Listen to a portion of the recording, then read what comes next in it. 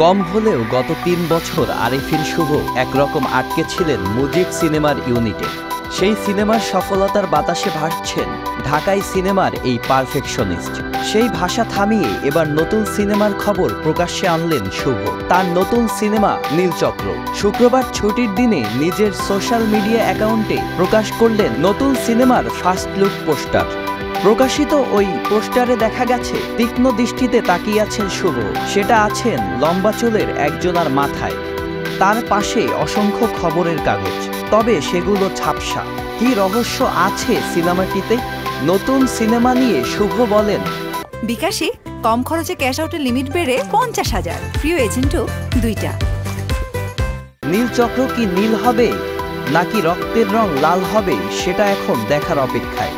যদিও সিনেমাটি কবে মুক্তি পাচ্ছে সেসব বিষয়ে পরিষ্কার করা হয়নি ওই পোস্টারে।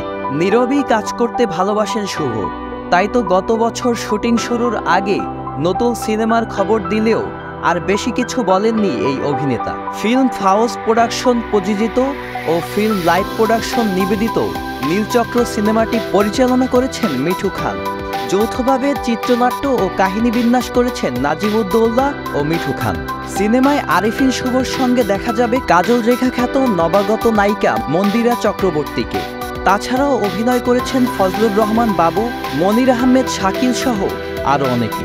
Sajid Abdullah, channel I.